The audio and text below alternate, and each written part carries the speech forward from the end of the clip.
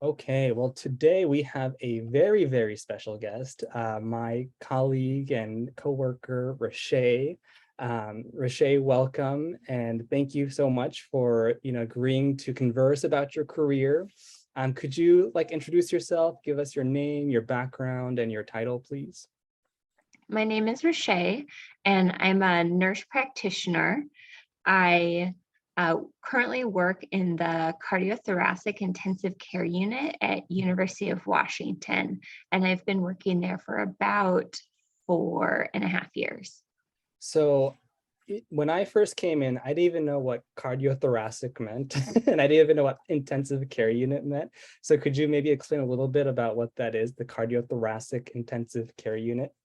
Yeah, I always explain it to people as if it happens between sort of your diaphragm and your clavicle. So this big box where your chest is, if it goes on in there, then we take care of it. So it's a lot of heart surgery and a lot of lung surgery, and it's people who need really intensive interventions either before surgery or after surgery. So if you have a valve problem and you need your valve replaced, we take care of you in the ICU before and after that.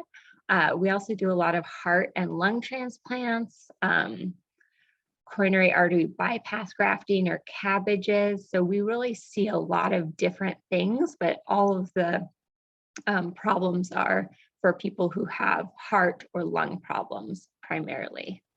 It sounds pretty intense and it sounds very important.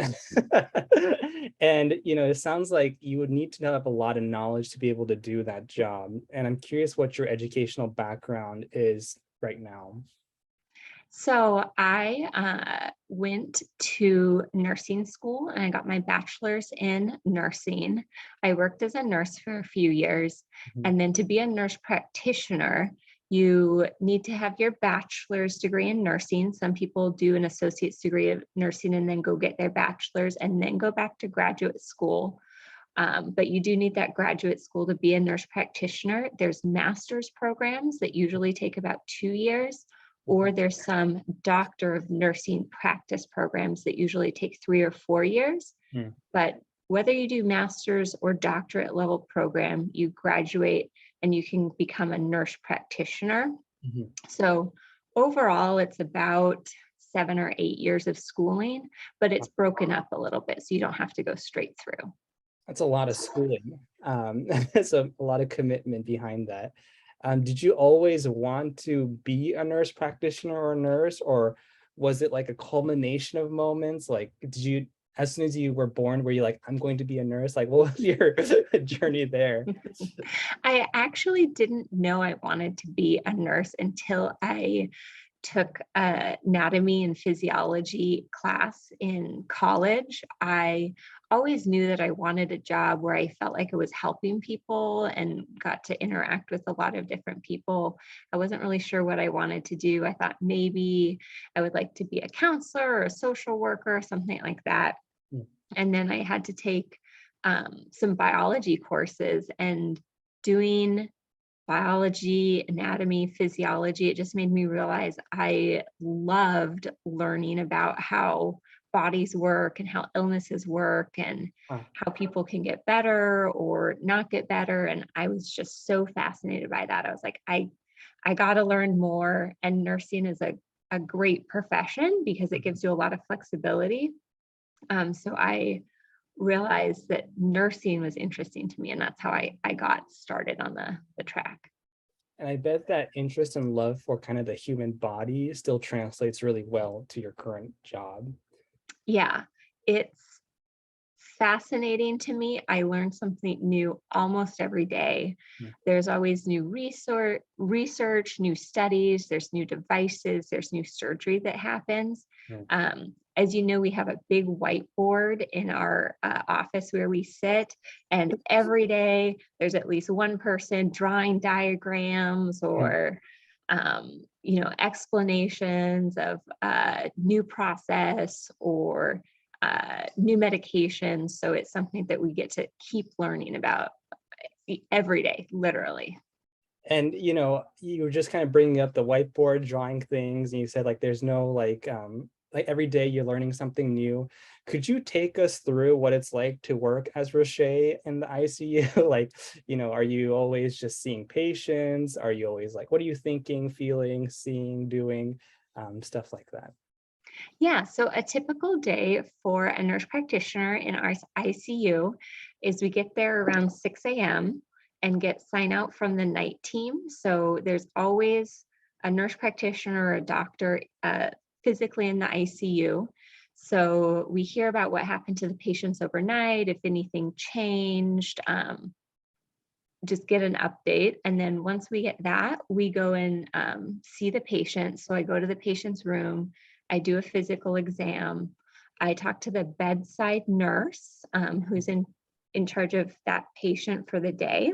Mm. And I might have 4 or 5 patients, but usually that nurse only has 1 or maybe 2 patients. So they really know the patients well. So in addition to examining the patient, I get a sense of from the nurse what's been going on.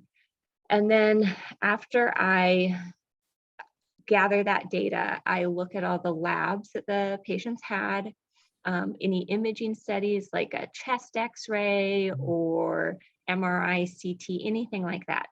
After looking at all of those things, I come up with a plan for the day, what I think that patient needs for the day. So maybe if they had surgery yesterday, they might still have the breathing tube in, which is normal after surgery, but you have to get it out because people have to breathe on their own.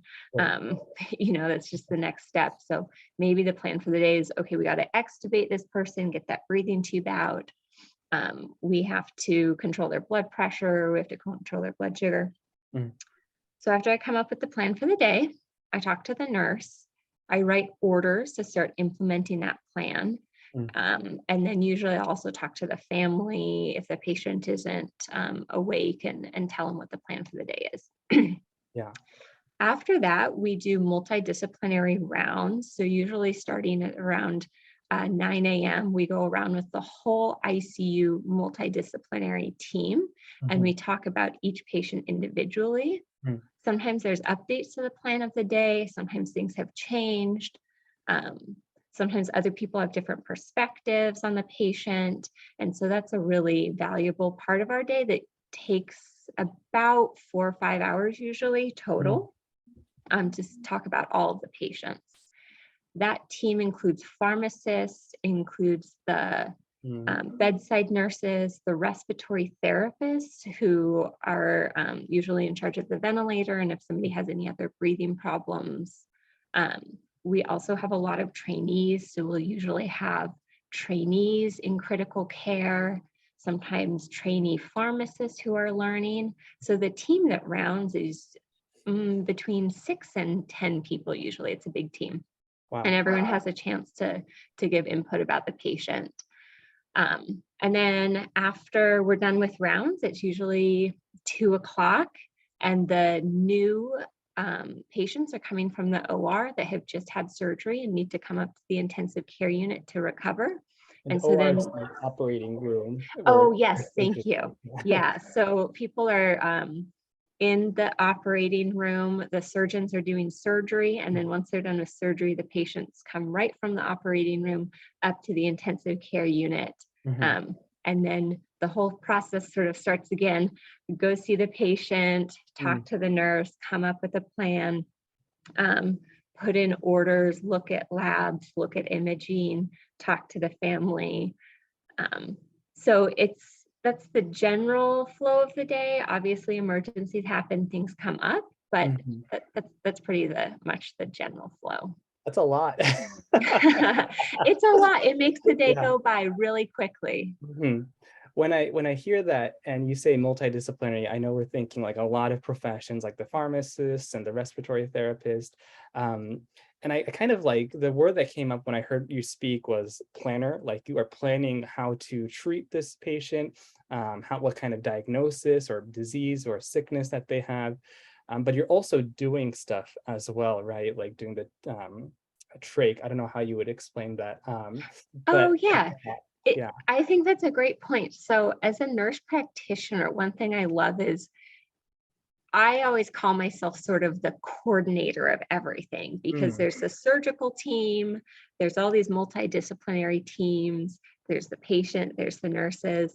And so I'm kind of coordinating between everyone's thoughts, everybody's plans, and then we're also doing procedures during the day. yeah. So you're right. There's a lot of times where I might just be on the computer putting in orders, or looking at results of Mhm. labs and things like that. But usually there's some procedures during the day. So we don't do surgery Mm, in the intensive care unit, but there's a lot of procedures that we do, like trachs, which is a kind of a different kind of breathing tube that mm, people need more long term. Sometimes people need more intensive monitoring systems, like an arterial line mm. or like a central line. And so we do those in the ICU. There's procedures like bronchoscopy, where we take a fiber optic camera and look inside somebody's lungs from their mouth, and they're usually asleep for this. And And this so is surprising. You actually put in something in someone's mouth, right? yes, yes. You give them a lot of numbing medication, so it's not uncomfortable. But Okay. yeah, we can take a fiber optic scope and go through your mouth, down into your major airways in your lungs, and then Right. look at your distal airways. And that's a really Wow. good way to assess somebody's lungs, because we can actually visualize them. Um, as you kind of do these things and you also coordinate a lot, I know it takes a lot of mental power and also, physical strength, but what makes someone successful at your job? Is it the ability to connect with patients? Is it the ability to process complex things? What is it? I think the major thing that uh, everyone who's successful has in common is um, really enjoying high pressure situations Mhm. and being very flexible, because we all have, when we come in for the day, we have a plan of the day, we know what we want to happen, we hope that patients progress in a certain way, and that they're getting better in a trajectory that's easy, and they just get much better right away. But a lot of things come up, and you really have to think on your feet and take in new information, but still remain calm, because when emergencies happen, everyone's going to be looking to you for guidance, because you're the person who knows that patient best Mhm. um, from a medical perspective. And so, really, to be able to be calm and flexible when those emergencies do happen is really valuable skill. I know when I first started there, I didn't know what the code blue meant, but Mhm. it means emergency essentially. Could you take us a little bit through like what you're going through when there's a code blue or that emergency? You were kind of talking about the need to be calm in high pressure situations, and I feel like that exemplifies that. Yeah, so code blue is something that we call in the hospital when there's an emergency. And it's basically if somebody's heart has stopped or their breathing has stopped, or both. So Mhm. it's very important that we intervene immediately, because we know if you're able to intervene in the first minute or two, people have much better outcomes and are much more likely to survive and to be able to leave the hospital. Mhm. And so what you need to do is try to figure out what caused their heart or their breathing to stop, and then reverse that cause if possible. So Mhm. because we work in a cardiothoracic ICU, a lot of people have heart problems. That's the cardio part. Mhm. And so most of our code blue or emergencies are people's heart not pumping. And there's a couple different reasons why someone's heart might not pump. And so you need to assess really quickly, is this an electrical problem that we might need to give them a shock, which I think a lot of people think of as, the major part of CPR or code blue. Mhm. And sometimes you can shock somebody's heart and it restarts it. But there's Other times when somebody's heart stops and it's not because of that electrical problem. And so if you give them a shock, it's not going to do anything. What you need to do is maybe give them medication or maybe give them a blood or something like that. So those are the situations where you just have minutes to figure out what's going on and minutes to respond. And it's a team effort. So there will be, 10, 12, 20 people in the room. And we're the code leaders. So we're the person making that call and directing everybody else. And so that can be a little bit hectic and it's a lot of responsibility, but if you're able to keep calm and go through your algorithm of steps to try, that's really, really helpful. Yeah, and I can vouch for your calmness. I remember I think I've seen you once with a patient that wasn't doing so well and you came in, the room just felt more calm. So you must Thank you. have that, or you were born with that. Yeah, our goal is usually that the room is completely quiet, except for sort of one person talking at a time, which, if you've ever had like 20 people in a room, especially when there's an emergency, it's very hard because everybody is like wanting to do the best, wanting to do what's best for the patient. And it can get overwhelming really quickly. So the goal is that totally quiet room, but it's hard. Yeah, and if someone that is successful is someone that can be flexible in a high pressure situation, is someone that might find this work challenging, who doesn't like high pressure situations, or what is it, all roses and rainbows with your job? What's tough about it? Giving us a little bit of dose reality would be helpful. Yeah, so I personally love it. I love my job. It's hard when patients don't do well, and that's obviously a big emotional burden, and the stress of making those decisions and talking to families when patients aren't doing well is really hard. There's other nurse practitioner jobs that are not high stress, and that people who have different strengths or who enjoy different aspects of patient care do really well at. So I'll give an example.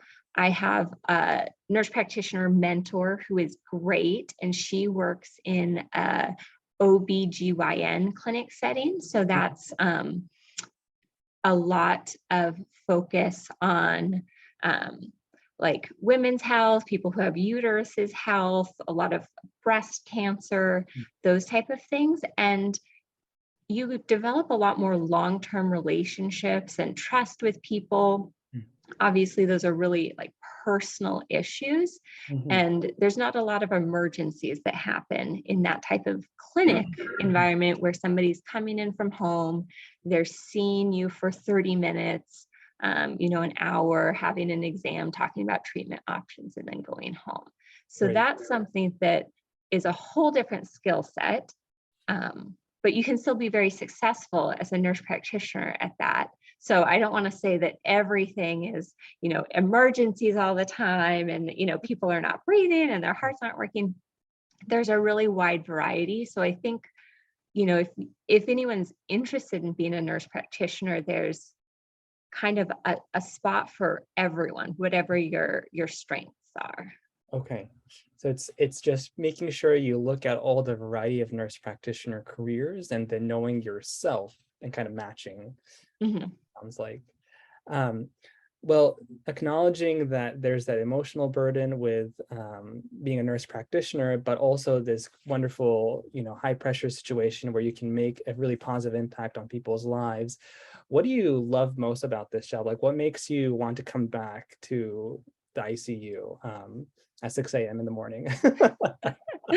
I think it was about a year ago, I saw a patient's significant other in the hallway, and I was maybe 40 feet away, and she started waving, and she was like, "That's Rache," and she was like shaking her husband who had been my patient. And he didn't remember me. He had been really sick. He was on a lot of sedation, so he was asleep most of the time. So he didn't recognize me. He was like, okay, hi. But his wife was like so excited to see me again. And she just said, I really remember that you took the time and explained things so clearly, and gave me a sense of understanding what was going on. And I felt supported. And those are the moments I think that really make the job worthwhile, is knowing that you can have an impact on patients and families in that way, Mhm. that you can really have a personal connection with people, and make a difference in how people feel at what's usually the worst time in their life, Right. or the worst time in their families, Mhm. lives. No one comes to our ICU because they want to. It's usually you're very, very sick. Mhm. And it must be that when someone says thank you, Rache, like in the ICU, it's not necessarily the thank you itself, but like what's behind that thank you. Like you're at their worst moments and you were with them at such an intimate way. And I think it just speaks volumes to how much of a influence you can have on someone's life trajectory almost. And that's really cool. Yeah, it's definitely the most rewarding part, is getting to interact with patients and families.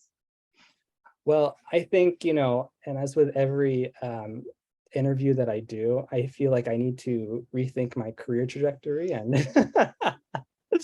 um, consider, other professions. And I think a lot of the high school students are now thinking about, okay, I want to try to become a nurse practitioner now, and they want to kind of think about the pathway to get there. And we have a very diverse audience. And one of the things that I wanted to ask you was, were there any challenges around discrimination that happened in your career? If so, how did you overcome them?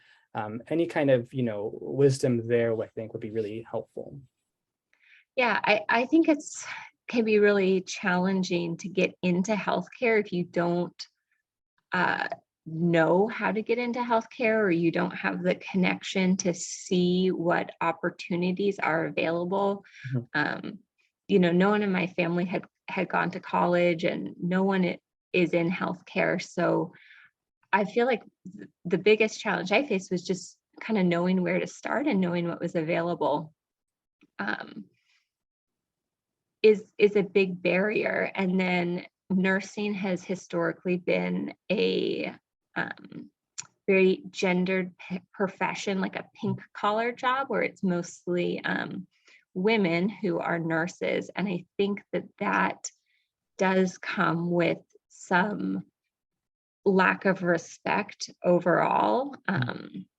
Or it might be seen as sort of a subordinate profession, which can be challenging. We're very lucky in the Northwest in particular. The medical climate is usually progressive about the role that nursing plays within the healthcare team, and it's very well respected. But there's definitely people you will run into that don't respect your contribution to the team because you're just a nurse. And I think there's a lot of baggage around that, but I hope it's getting better. And then there's definitely a barrier to, other underrepresented groups have just traditionally not been in healthcare, which is a shame on many levels. One, because it's it can be such a rewarding career. And then if there's not people in healthcare from within your community, it's a really big barrier to accessing culturally appropriate care. And it ends up disenfranchising or making a lot of people feel like they can't get good healthcare, or they can't have the type of healthcare that is most relevant to them and have their needs met. As we kind of work on working to help these underrepresented groups, understand the options available in healthcare and then giving them ways to get in. Um, I'm sure there'll be moments when they'll feel that disrespect or see that disrespect. And were there ways that you kind of, dealt with that? Did you, punch him in the face? Or, what any kind of advice there? Yeah. Um, it can be really challenging. I think one way that I have coped is to just kind of prove myself. So if you're in a situation where you're going to be somewhere a long time and you're having a chance to develop those relationships, if you can say, okay, well, maybe you're not listening to me now, but I'm going to go tonight and I'm going to look up 3 research articles. And then tomorrow I'll come and ask you and say, well, I was looking at the research and actually, maybe I wasn't right about that particular aspect, but I think this is still important to think about. And can you tell me your thoughts? And sort of acting on that individual level to try to change people's minds, which is hard, and it's terrible. Like, people shouldn't have to do that. That shouldn't be the burden on the person experiencing discrimination. So I just think it's really important to get kind of a critical mass of underrepresented groups to have more systemic change. Yeah, yeah. And I think now we kind of know the joys, the challenges, and what nurse practitioner in an ICU looks like. If I'm a high school student and I'm like, okay, I want to be Rache, what do I need to do? Do I need to go to college? Do I not have to go to college? What are the ways that I can kind of get to where you are? Mhm. So to be a nurse, you do have to go to college, but there's a couple different options. One really great option is to go to community college in Seattle in particular. Most all of the community colleges have very good nursing programs, and you can get an associate's degree in nursing, so a 2-year degree in nursing. You can also go and get a bachelor's or 4 years degree in nursing. Mm, The jobs that are available to you after that are similar, although not always exactly the same. mhm. And then you do need a graduate degree to be a nurse practitioner. Okay, okay. And along that journey of kind of going to college and then going to a graduate degree, I know for a lot of people, uh, just financing that is a very big hurdle. And then also completing these classes that are not easy can also be a hurdle. So did you kind of, it sounds like you were already loving biology when you first took that physiology class. So maybe you already Mhm. had a natural knack for that. But any thoughts around kind of, doing well in classes and funding those classes? Yeah, so I'll say again, I went to community college to do a lot of my nursing prerequisites. I think it's a great option because it is more affordable. I knew a lot of my friends at the time took some of the biology classes several times. Mhm, So it's pretty popular to repeat courses if you don't get a grade that you're happy with, or you don't feel like you have a mastery of the material before moving on. mhm, Obviously, that costs more money, but it is something that if you think, oh, I'm really interested, but I just don't know if I could be successful in that college level science class the first time, you can definitely take it again. Schools won't look down on you for taking a course over mhm. again, and most will just consider this the second time you took it. They'll consider your score just from the second time, so they don't really factor that first time in. So Okay. that's a great option if you are interested but you feel challenged by the coursework. Gotcha. So just kind of staying persistent, even if Mhm. you don't do well the first time. And did you have any advice on kind of funding the classes? Did Oh you? yeah. Yeah. So there are some programs where you can work as a CNA or a nursing assistant And some hospitals will pay for a portion of your nursing courses if you commit to working as a nurse at that hospital. And that's really variable between hospitals and locations.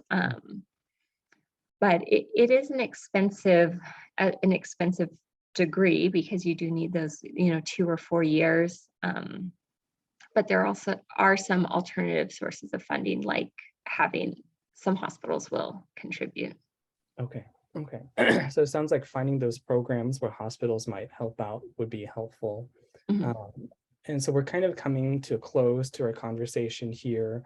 And did you have any final imparting thoughts to any high school students interested in nurse practitioner nursing or healthcare in general? Just kind of any final words of Rache? I would encourage everyone, if it sounds at all interesting, to consider it. Like I said, it can be hard if you don't know somebody in that profession or don't know sort of what it looks like.